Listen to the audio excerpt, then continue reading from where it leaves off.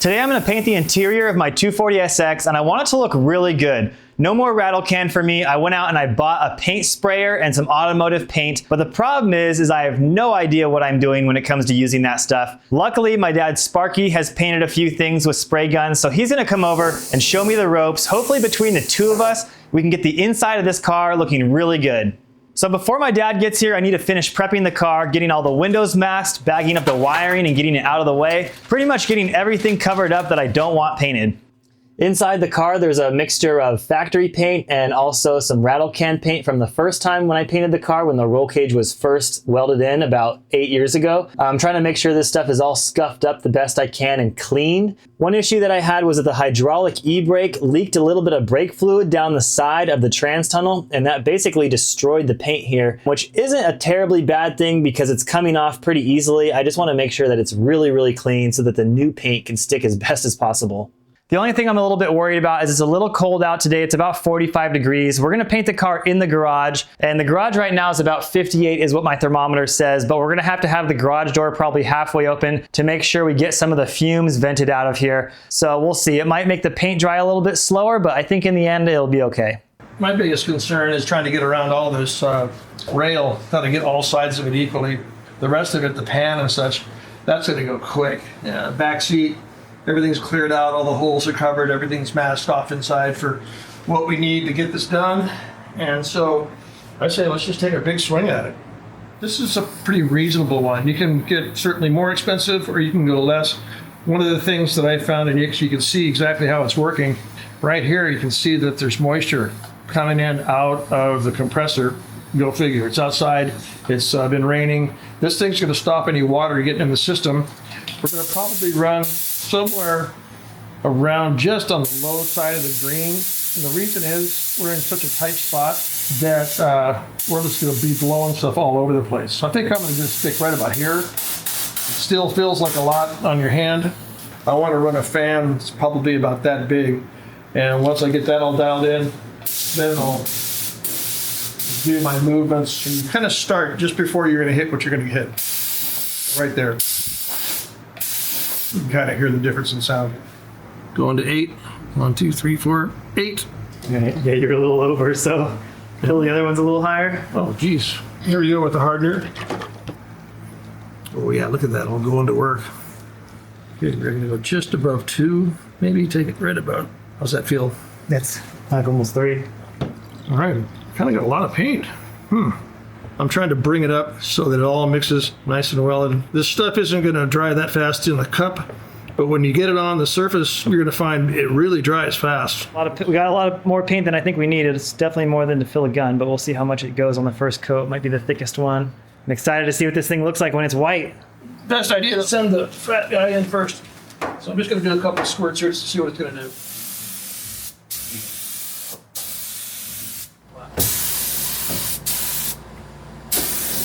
It's really white, that's for sure.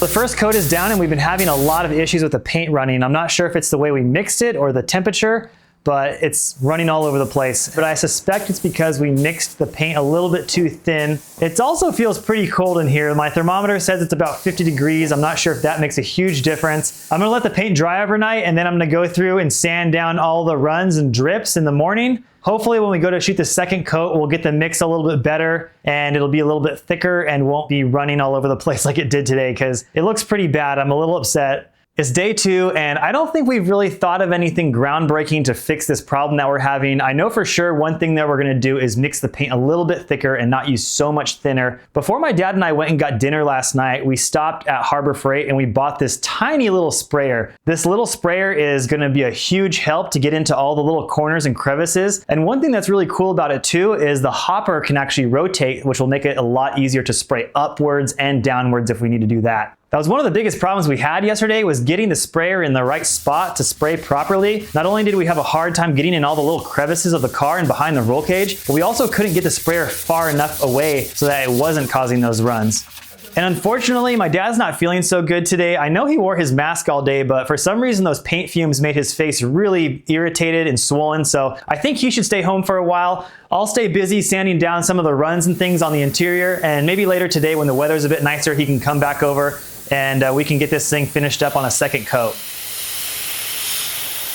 So what we've learned about this whole painting process is it's really an art form. It actually reminds me when I went to college and took a lot of art classes. There's no exact science to a lot of it. You kind of just have to dive in, see what works, see what doesn't. And you know, sometimes there's those happy accidents and sometimes you create more work for yourself. But we've got a mixture figured out that's working with the big sprayer. We've got a mixture figured out that's working with the smaller sprayer. I'm getting in all those little crevices. So I'm much happier now with the way the car is looking.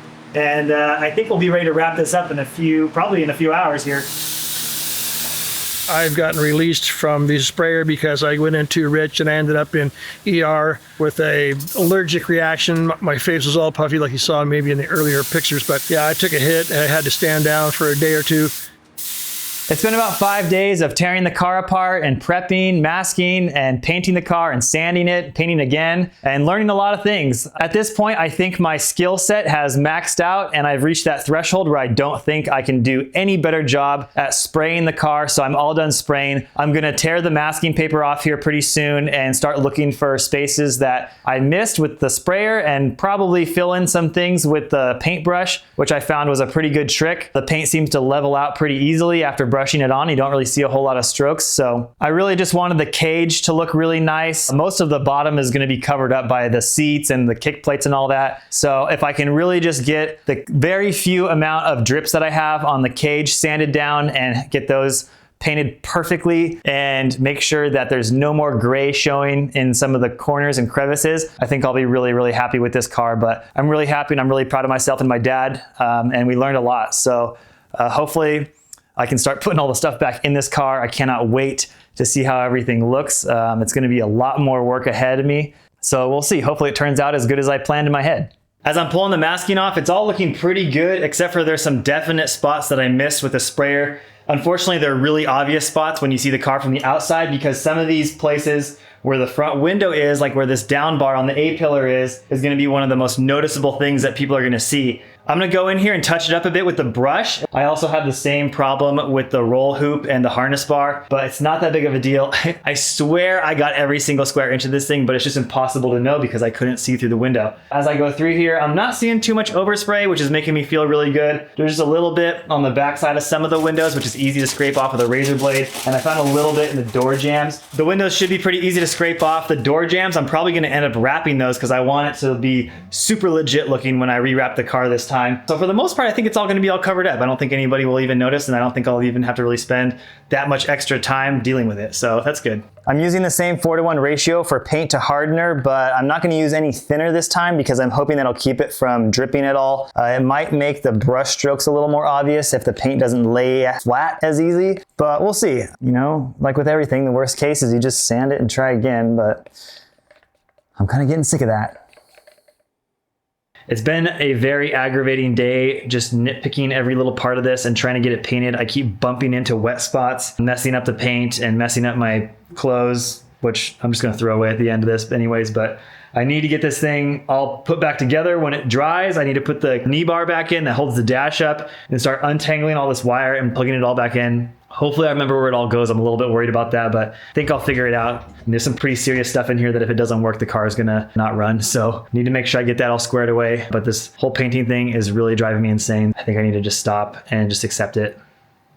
Once I get all this wire pulled out and kind of sorted through, I want to clean it up really nice. And what that means really is just figuring out what wires aren't being used for accessories that don't exist in the car anymore, and also getting off all the hockey tape that I used to kind of clean it up the first time. The problem is over time, like over the last 5 years, that hockey tape has kind of broken down and gotten nasty and sticky. So what I want to do, my plan is to get all the wires covered with this expandable sleeving. I mean, this stuff is really cool, just really clean looking, and if you do like heat shrink on both ends, it looks really nice. The only problem is I think this is maybe like an 1/8 inch size tubing. It only expands to about twice its size. So if you have a plug on the end of the harness, like almost all of them do, you're not gonna be able to expand this tubing big enough to get it over that plug. Some of the plugs in the rear have like a 15-pin plug and only 2 wires are coming out of them. So I'm gonna wanna use as small as a piece of tubing as possible, you know, to make those little tiny wires as minuscule and unnoticeable as possible. So my plan is, and this is probably a horrible idea, but it's another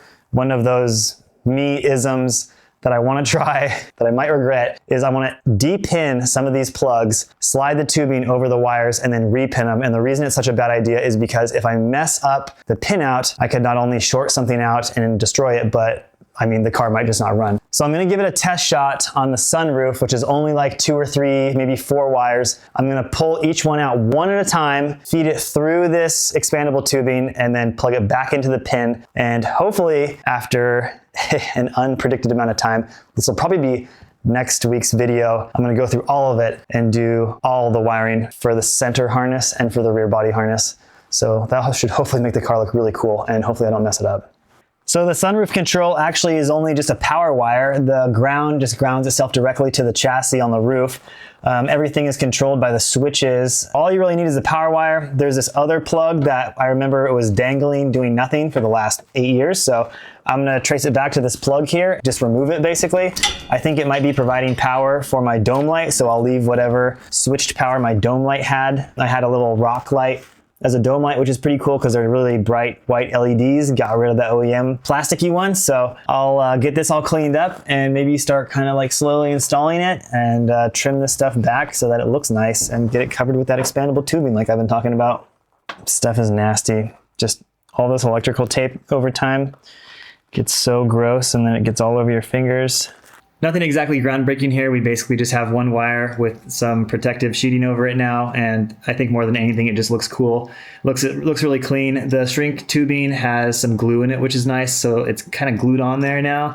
It can't slide off, which is really cool. It's just gonna look so much better than a bare exposed wire. And then when I have 20 wires that are inside of one of these, it's gonna look way better. Definitely better than that hockey tape looked. So I need to put the sunroof back in so that I can plug this thing in and see exactly where it's going to go across the inside of the roof line, and then I'm gonna cut a little hole in this and run the wires through for the dome light. So I'll feed those wires through, put another piece of shrink tube over it so that this stuff doesn't fray. I know I can probably use a flame too to melt it a little bit. That'll be our first little mini harness with 3 wires inside of it, and we gotta start somewhere. So we'll see how that goes. The plugs are definitely no joke, getting these the pins depinned out of the plug.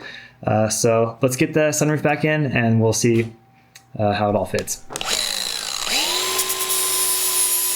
When my friend Gary built the roll cage in my car, I asked him to leave the sunroof if he could, and he was able to do that pretty easily. The only thing we weren't really sure about was whether or not I'd ever be able to remove the sunroof if I needed to.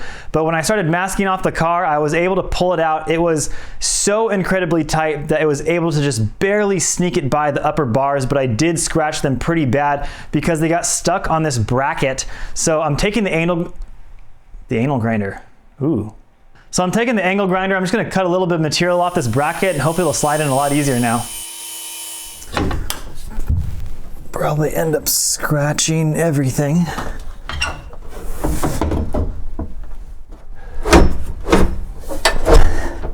It's kind of in its place.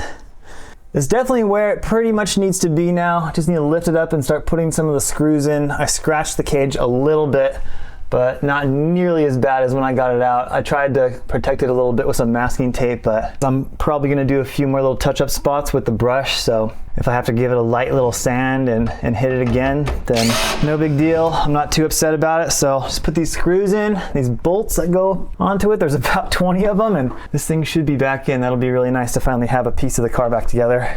I sat in my kitchen for a little while last night and I finished up my mini harness for the sunroof and the dome light, and it's coming out pretty good. It's by nowhere means pro motorsports grade, but I like the way it looks and it's super clean. The good part is I'm getting a lot more confident with taking the pins out of the plugs. It's not too bad. Once you kind of figure out how it all works, you can dig in there with a little pin and pop them out pretty easily. So really important not to break those, so I'm doing my best to make sure those stay in one piece. One thing I've learned about the sleeving is if you try to jam too many wires in there, you can start to see the wires because the sleeving has to expand too much. So it's definitely better to err on the larger side of the sleeving rather than trying to make it too small and too tight. As soon as you cut this stuff, you need to burn the tips of it with a lighter because it wants to start to unravel right away once you start to expand it and move it around too much. I think I might still try to tackle the center harness. I'm for sure gonna do the rear harness in the trunk. I wanna clean that up as well as the air ride in the future. I'm gonna paint that too, so hopefully that turns out better than the cage did. But I think that's pretty much it for this week's video. I'm gonna start working on the dash. I'm gonna fix all the cracks on the dash as well as flock it. I've never flocked anything, so that'll be fun to flock something for the first time. Also gonna reinstall the hydraulic handbrake with a new little parking brake trick that I learned, as well as a center console and whatever wires go along with that. So looking forward to that. Thanks for watching.